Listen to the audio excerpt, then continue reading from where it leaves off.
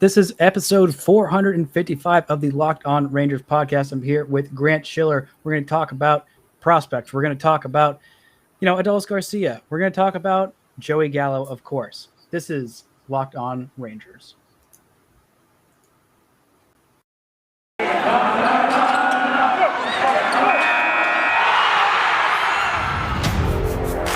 You are Locked On Rangers, your daily Texas Rangers podcast. Part of the Locked On Podcast Network, your team every day.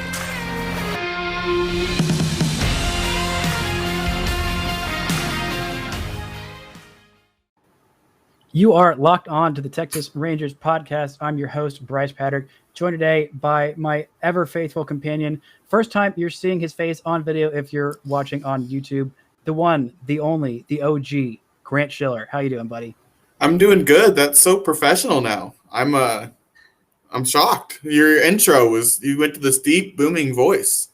I know it's my stage voice. I don't know where it came from. It just came from somewhere deep inside of me. Oh, and of course, I realized I don't have my my one more fancy thing, my ring light to light up my face, because this is the now third episode that I have recorded today, and so it's very hot, and so it's just being on my face, and I can't have my fan blowing on me. So I don't want to just completely sweat through the back of my shirt, but I haven't because somehow it went from 99 degrees to 76 here on the 21st day of September, a lovely holy day for all of those who enjoy Earth, Wind, and Fire. Is that you? Well, is that what the song's about? September? Is it the 21st? 21st night of September, yes. Okay. But as you're listening to this, it'll be the 23rd night of September, which is it's a fine night too. It is the equinox, right? 21st? I think so. Yeah, okay. Because so my it's fall. birthday, my birthday, which is March 21st, is on an equinox as well. So it means that I'm special or something, I guess. I don't know. I guess. Word of advice, lose the ring light. We don't need to see you any better. We might just want to go pitch black. That's fair. Just cover up the camera. This is it. This is what you're getting.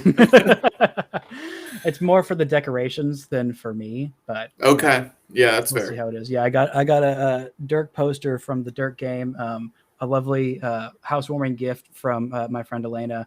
Got to represent the Tide, and the happiest moment in franchise history. Besides, I say equally tied with everything that Adrian Beltre did, and also everything that Joey Gallo did.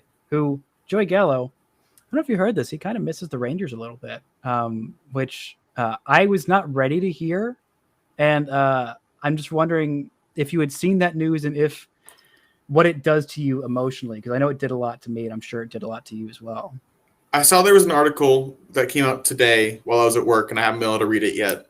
But initially, my reaction is that I'm not totally surprised. I mean, I know right after the trade, we kind of talked about how we weren't sure that New York was a great fit for him because he really lets things bother him and eat at him. And he's a very aware person.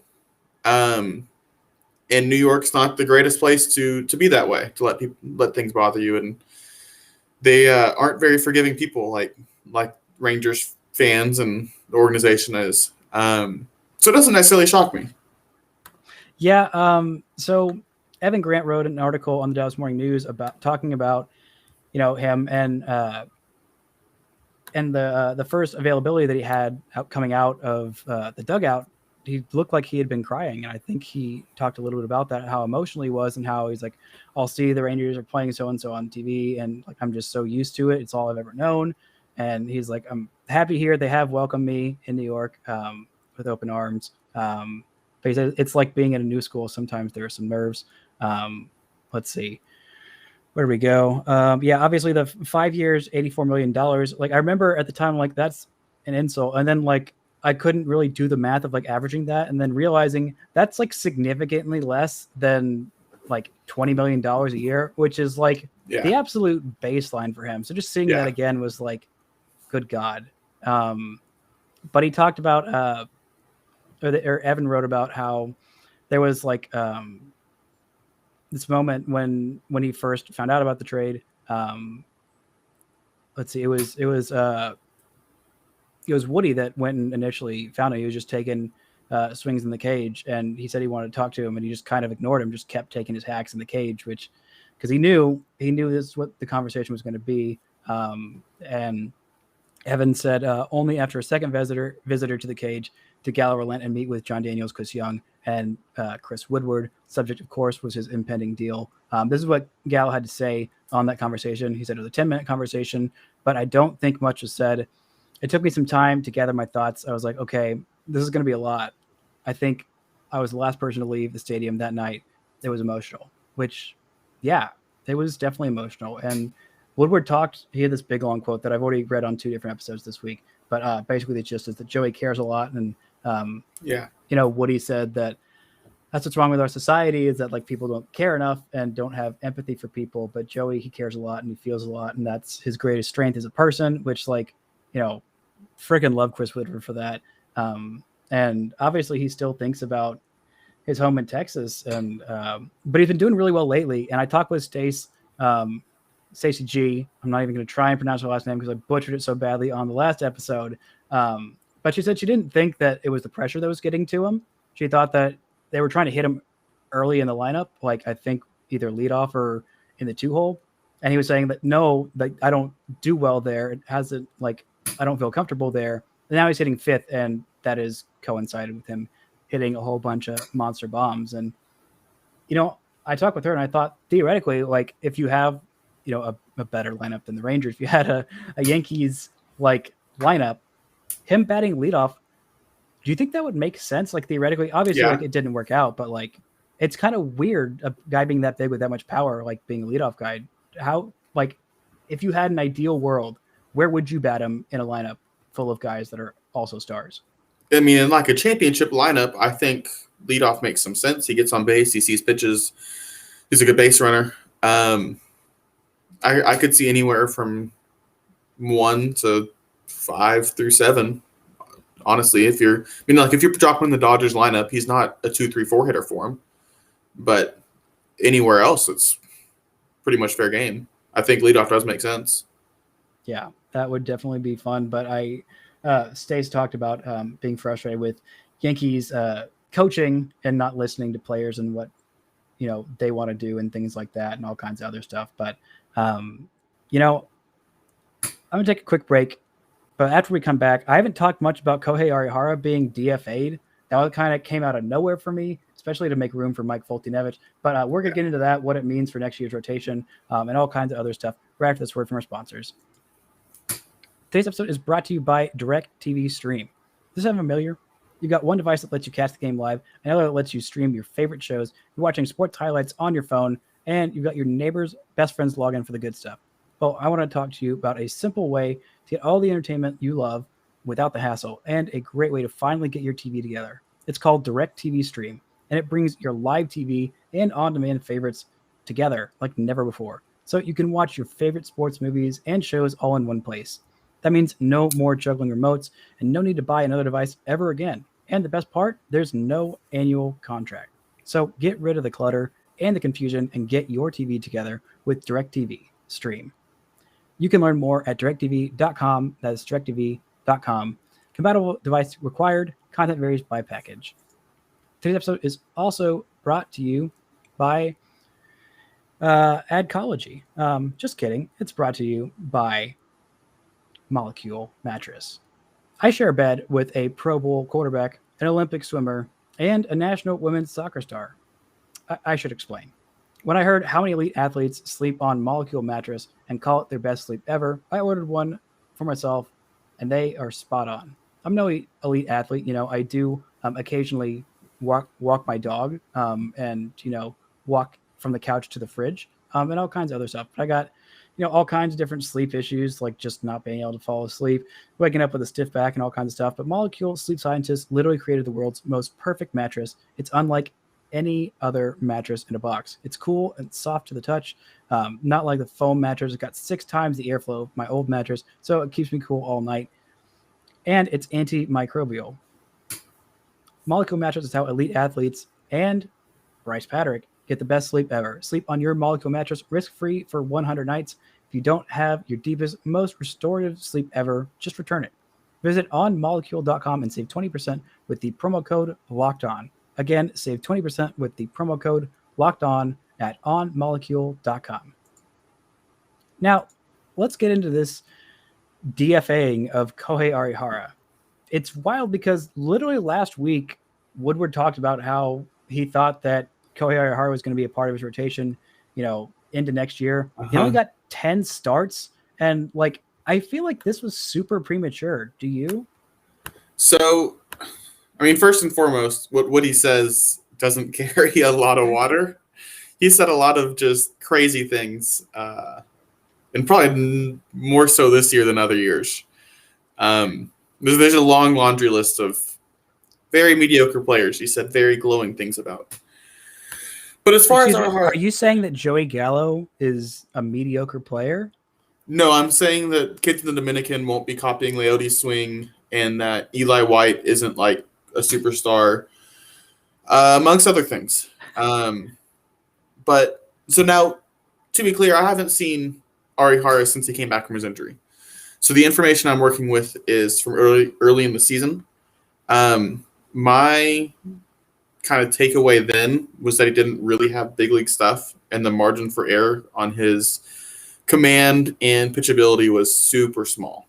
There were a couple starts there where he did well with it. I mean, he is a smart pitcher. He does have good command.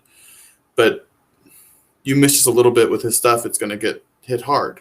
And so that's why I think at the time I was really questioning letting him pitch through an injury, because that's going to impact your command that he just can't have happen. So it doesn't necessarily shock me that they DFA'd him. It does surprise me they did it for Foltynewicz, just because, he's a free agent after the year and he's not very good himself. But, they do have another year of control through arbitration with Foltynewicz. They'll not tender him. No chance they tender him. But I think I was just looking while you're doing the ad read. We got breaking news today that Kohei Arihara did make it through waivers, unsurprisingly, and is assigned to AAA. So, I mean, he'll still be around as a depth option. Yeah, I was just a little surprising because, I don't know. I thought he'd be a part of the rotation next year. I definitely agreed that, he doesn't quite have big league stuff. But, I don't know. He's a veteran and, they just need somebody. But this just opens up another spot to get one of those guys that we talked about last week of the, young guys with some potential that they've done such a good job of, or maybe on the older side with a little bit of potential that has been squandered to this point. And, I'm up for, I think they need to get at least two of those guys now at this point, because the rotation right now, it's looking like we talked about, Taylor Hearn and Dane Dunning. And then if they get two of those guys, then there's one slot for either Glenn Otto or AJ Alexi or Spencer Howard. Oh, I forgot about Spencer Howard. Well, Spencer Howard is going to kind of spot start with somebody, with probably whoever's in that fifth slot of of that group I mentioned, I think. Because AJ Alexi did not look good. He walked 6 in, I think, 3 1/3 innings against the Yankees. And that continues to be a huge issue. But he did so well at the minor league level that it's okay, well, what do we do? I said, I think earlier, I think he starts next year in AAA. Do you think he gets more starts at the big league level this year? Do you think already it's well, I think the AAA season's almost done, but should he not get more starts in the MLB rotation, or do you think him getting lit up a little bit is going to help him improve? I think you might as well just keep him up here at this point, whether it's as a starter, move him to the pen, kind of until you hit whatever your innings goal or pitch goal for the season is, and then just kind of shut him down at that point. For next year, though, he needs to spend months in AAA. He needs to be a AAA guy next year for his own development. He did very well in AA this year, much better than expected, threw a lot more strikes than expected, and kind of was forced into being rushed to the big leagues with the COVID situation. So I just think next year you take it slow, you keep him in AAA until he shows that above and beyond that he's major league ready. That makes sense. And, I'm curious because, I'm looking at his Baseball Savant page because, that's what I do with my free time because I'm a really fun, cool guy. But nothing on here really jumps out as that extraordinary. The max exit velocity right now is in the 78th percentile. They don't have everything fully formed out because he's only pitched in 4 games now. But like the fastball velo is 49th percentile, fastball spin 43rd, and it's a 4-seamer, so like it should theoretically be better than that. Curveball spin is 48th percentile. It's just such weird numbers. Like I don't understand how his fastball has a batting average against of like 0.094, and expected batting average is still under 200, a little bit like double at 181. How is he able to get like a 21% whiff rate on that 4-seamer if it's not fast and it's not located well because he's walking a bunch of people and it's not spinning a whole bunch? Like, how does make that make sense if you can? I don't know. I'm surprised it doesn't rate better in spin rate, because I think that's kind of always been one of the things with him. Now, he did come from the Dodgers, so keep that in mind when it comes to spin rate. But I don't know. I don't know. What That's that interesting. means. What do you mean? Keep in mind that he came from the Dodgers. Do they not value spin rate? Do they? No, they big spiders hack people. Remember early in the season with the Rangers, like Spores and DeGust, the 2 Dodgers were the 2 who plummeted after that. And that was a kind of a common theme. Okay. Well, that makes some sense. But the curveball numbers are somehow even weirder. Like I said, it was 49th percentile in curveball spin rate. But like here are these numbers that are making me confused. Granted, he's only thrown 22 curveballs versus 177 fastballs. He's not thrown a whole bunch of pitchers. He throws them a little bit, like basically equally to righties and lefties, 14 to righties, 8 to lefties. So 6.6% of his pitches. It's averaging at 75.6 miles an hour. Right now, batting average against it, hitters are hitting 500 against it. Expecting batting average is 475. Slugging 500 against it. Expected slugging 523. So all those around the same. Like it's getting lit up. But also, it's got a whiff rate of 50%. Yeah, well, the batting average is 500 because hitters are 1 for 2 off of it. So, tiny sample size there. Okay, all right, that makes it make a little more sense. Good Lord, I can't speak at all. But we're gonna take a quick break. When we come back, talk a little bit about who we think really deserves or will take that spot, 5th spot in the rotation, or if Spencer Howard is going to be able to make that jump into being an actual starter who can go a regular starter's amount of innings next year. First, it's word from our sponsors. This episode is brought to you by betonline.ag. We're back and better than ever. All eyes are on the gridiron as teams are back to start another football season. As always, BetOnline is your number 1 spot for all the pro and college football action this season. With a new updated site and interface and even more odds, props, and contests, betonline.ag continues to be the number 1 source for everything football. Head to the website or use your mobile device to sign up today. Receive your 100% welcome bonus. That's double your initial deposit just for signing up. Don't forget to use promo code NFL100 from football, basketball, boxing, right to your favorite Vegas casino games. Don't wait to take advantage of all the amazing offers available for the 2021 season. BetOnline, the fastest and easiest way to bet on all your favorite sports.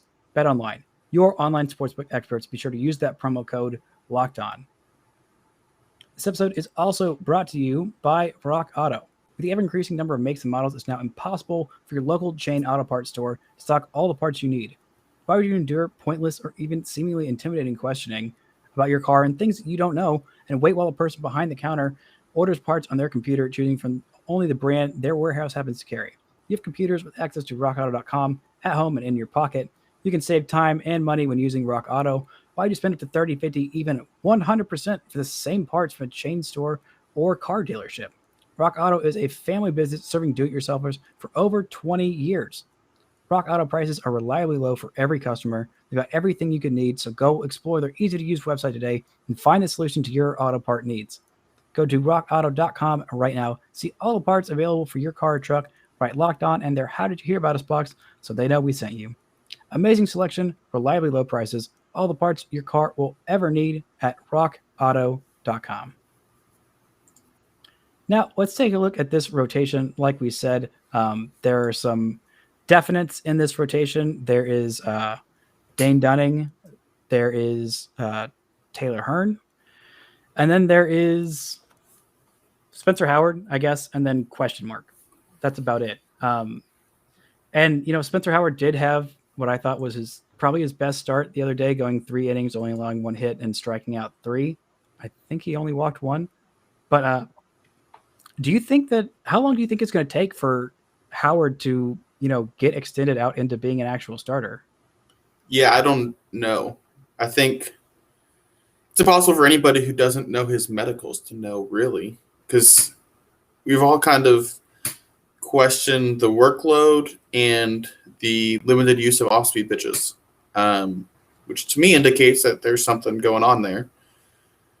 And so, yeah, I don't think we have any ability to know. I think we'll just have to see and see what they say over the offseason, I guess. So by something going on there, do you mean like an injury or yeah, like a yeah. Okay, well that makes sense. Yeah. Why would he, if he was injured, why would he throw fewer off speed? Is it because it's the off speed stuff or the breaking stuff or whatever is harder on the elbow or arm or whatever than a fastball is? Yeah. And it could be that they've maybe flagged a potentially upcoming injury. They can do that in some cases now. But really? Yes, yeah. So is that why Lance Lynn can throw 1,800 pitches, because he's only throwing fastballs? Well, he's also a big dude who there's many factors in it, but he's a big dude who has good mechanics and he's been lucky too. But yes, that helps for sure. He's another guy who I kind of wanted the Rangers, like when they started competing again, to like go out and get. There's still a really good relationship there, but obviously the White Sox just extended him or signed him to a 2-year extension. I believe it's around $38 million total for that. So which is, heck of a deal for him.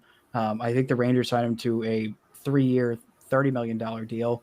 And there was still a good relationship there. He talked about how like the Rangers treated him well. I think the reason they didn't trade him at the deadline is because his wife, I think was, I think she was pregnant at the time, but he just didn't want to uproot his family mid-season.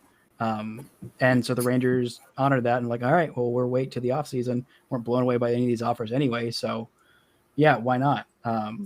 But man, they've done a really good job of, maintaining those relationships with the good players. And do you think that could benefit them and some of these guys like actually seriously considering coming back to the Rangers when they start to show signs of being competitive again? Or should we not get our hopes up for that? If they offer them the most money, then yeah. It's a good point. I feel like offering them the most money is definitely a good thing. Helps. But those the good vibes as well definitely help. You got to be able to, match those contract offers. And, at some point when everyone's offering the same contract and you have sucked for a while, that could be like the difference of them actually considering you and not. But one thing I wanted to throw in there before we head out, is Adolis Garcia and his Rookie of the Year odds. These are according to Bet Online, which this is either Bet Online giving you a good opportunity to bet on this and make money, or severe disrespect to Adolis Garcia. I'm not sure where I rank on this, but I think it might be closer to strong disrespect. Right now, Randy Arozarena is the favorite at 1-2 odds. Adolis Garcia is 11-4 odds. Ryan Mountcastle of the Orioles is 11-2 odds. Wander Franco 10-1, and Luis Garcia, who I'm gonna be honest, I don't know who Luis Garcia is or who he plays for, is 12-1 odds. But I'm a little surprised that Wander Franco didn't have like a better odds, and that like Arozarena has that much. I think it's that much better odds. Is that that a lot better? Because I'm not great with math or numbers, and odds are math and numbers, which is kind of rude of them to do this to me, make me read numbers on my own podcast. But like, Ryan Mountcastle's a guy who really came out of nowhere, and also I believe also has 30 home runs. We're still waiting for magic number 31, or maybe he hit it tonight, I guess, as I'm recording this podcast, or in between now and then. If he did, just disregard this, and congratulations on the Rangers rookie home run record and stealing that from Pete Incaviglia. But I don't know. Did you think that anything stands out with these odds? Do you think they're disrespecting Adolis Garcia? No, I mean, I think it makes sense. Garcia actually has a higher F WAR than a Rosarena. I don't know about B WAR, but I think it's a higher B WAR as well. Okay, but it's mostly due to defensive value, which you're not going to get as many votes for, unfortunately. His OVP is down to 288, so I don't. I think even if Garcia might be more deserving than a Rosarena, I'm not exactly going to take issue if he doesn't get it with a sub 300 OBP. I will take issue because I know Randy Rosarena is probably going to win more awards. He already won like the most amazing postseason ever, and he's probably going to be a pretty good big leaguer for quite a while. He's also 2 years younger than him. But, this is Adolis Garcia's year.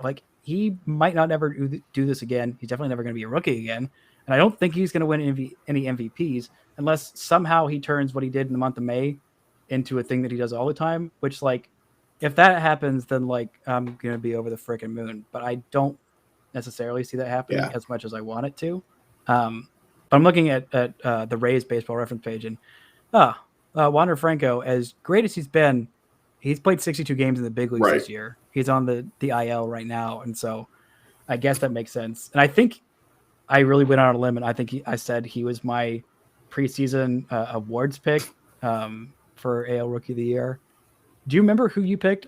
I think you might have said a Rosarena. I probably did. I don't remember, honestly. Was Nick Madrigal still eligible? He wasn't, right? So I don't know. I don't remember. He might have been. I think I can remember my NL one, which was incorrect. I think I picked Tyler Stevenson. I honestly have no idea who I picked for the NL Rookie of the Year. I could not tell you. I don't think I even really knew at the time because I didn't know much about those rookies. I might have picked, but I wish I picked Jonathan India because then I would look really smart. But I don't think I knew his name to put him on my radar for that award. But you can't sue me for not knowing everything about a team that I know nothing about. But it's fine. Wow, please don't sue me. Yeah, you're the one who brought up the idea. I don't. Don't actually sue me. My lawyer has advised me. My theoretical lawyer has advised me to not actually do that. But I'm curious. I don't think we talked that much about Cole Winn. But I mean, how well would he have to do next season in AAA to push for one of those spots in the rotation, in the Rangers rotation, assuming that only one of the two that I'm assuming veteran guys that they sign, assuming only one of those guys works out, or if Dunning or Hearn or Howard take a step back. Do you think he'd have to do a lot? Or are you just I don't really care if you have basically a 0 ERA through the whole season. I'm just going to stick you there because that's what's best for you. And the jump is so big to the big leagues that you need it all the season you can get. I would probably lean closer to the latter one, probably until about August. They want to get him a few starts, kind of wet his beak a little bit in the big league level, because he did well in AAA. That's fine with me. But for the vast majority of next year, I'd like to see him in Rock, regardless. Yeah, that makes sense. But one guy who I don't think is going to be in Round Rock next year is Josh Young. I mean, the numbers he's putting up are really, if you change your tune on, I think you thought all right, it's going to take a minute. You might want to see he's going to have to blow people out of the water. Do you think he's just you feel pretty confident that he's going to win the opening day third baseman job? I would be surprised if he's not the opening day third baseman. I don't know that he's ready to come up and light the world on fire, but I think he's ready to come up and hold his own. I think he has the makeup where if he struggles, he's going to be fine. And I it's going to make most sense is just to go ahead and bring him to the big league level and develop him up there because he's doing really, really well right now. Yeah, I mean, he did really well for 43 games in Frisco, 186 plate appearances. He hit this is a slash line at 308, 366, 544. For those of you who can't do math at home like me, that's a 910 OPS. That was 10 home runs in that span. Now in 25 games in Round Rock, that is 113 plate appearances. He's got 6 home runs, 11 doubles, hitting 333 on base, 416, and slugging 626. That's an OPS of 1042. Remember when people said, "Oh, I don't know if he can hit bombs. I don't know if he can hit for power. I don't know if he's going to do that at the big league level or at the another level." Remember people who said that were so dumb? Yeah. Well, then he started pulling the ball. He did. He changed his approach to fix that problem, and that's his makeup. He's going to do that plenty of times in his career. He's going to make adjustments. He's a smart guy, and he really loves baseball. So that's kind of why you factor that in on good makeup guys, and you value them higher because they will do stuff like that. Yeah, absolutely. And I think part of it was like it wasn't necessarily a problem. He was just trying to be a more complete hitter, so he used the entire field. He's just a smart guy and really like a very advanced at bat, even in college. From the time I saw him as a freshman, I'm like, wow, this guy really understands what the heck he's doing up there. And I mean, look at the power in his family. Jace Young slugged 30 something bombs as like a sophomore in college last year. And, I would love to see him hit 40 next year as the Texas Tech Red Raiders go their way to winning a College World Series. But yeah, I'm not going to get ahead of myself. I'd rather just draft him no matter what they do. If he is 40, he may not be there at 3 or 4. Well, then just chill out, Jace. Right. Chill out next year. Get to 24. Stop. Yeah, 24, maybe 30 is your max. I don't know that he actually hit 30 this year. I know he's close. Like if they went further in the College World, or if they went further in the playoff, they didn't even make it to the College World Series. It's fine. But they went further. Gosh, I would love to see him against Jack Leiter. That would have been fun to see. But I don't know. There was something else that I felt like I was going to talk about. Oh, but, we'll save it for another time. We got plenty more of these. We don't need to, go nuts on the content. There will be more things to talk about, more Joey Gallo nuggets to talk about. Oh, I forgot how we are closing this out now. Our random ranger. Yes. So I'm going to give a big shout out, big congrats to Anthony Gose, who made his big league pitching debut the other day for Cleveland. Throwing 100-mile-an-hour heaters. He was, 2018? He was in Round Rock. That's pre-Nashville. As he was just making the switch from outfield to pitcher. So he never played in the big leagues for the Rangers, but former Ranger great. Just made it finally as a pitcher after not being in a big leaguer from 2017 to 2020 as he made that change. Man, that is good. I'm genuinely very happy for him. My random ranger is he's not as random to us, but to the outsider he might be. Wilder Rodriguez, a guy who played seven games for the 2014 Rangers, a guy who was a career minor leaguer, who made his big league debut and I believe got the game-winning RBI in his first game, if I remember correctly. Maybe. It might have been his second game, but he got it while his parents were there to see him in one of his first big league games. A guy who was 30 years old, and they thought this guy's never going to make the majors. He's going to be a great minor league coach, maybe even possibly major league manager. But that was a really special moment in a really terrible season, and a guy who will always have a special place in my heart, even though, he is a random ranger. Yeah, no, that moment almost made the entire season worth it because he had been in Frisco for so long, just kind of being a mentor with no hope of making the majors. And they have this terrible season. And it's like, bring up Wilder, give him his reward. So he came up and did that. And after that hit, he was on first base crying. And then he retired. It was pretty cool. Yeah, that was one of those all-time moments that it's seasons like this. I wish there was another Wilder Rodriguez to come up and have a moment like that. There haven't been as many this season. There was Joey Gallo's home run in his final game. There were Adolis Garcia's run of being insanely good, Kyle Gibson being really good, and now a couple of relievers that are coming on late. I really want one of those moments this season. Yeah. There hasn't been the emotional ones like a Jose Trevino, the walk off on Father's Day. I want one of those. That's really the only thing that I really want before the end of the season. They've got, I think, as you're listening to this, 10 games left. Like I said, I'm not good with math or numbers, but Rangers, please just give us one of those moments because the season's been rough.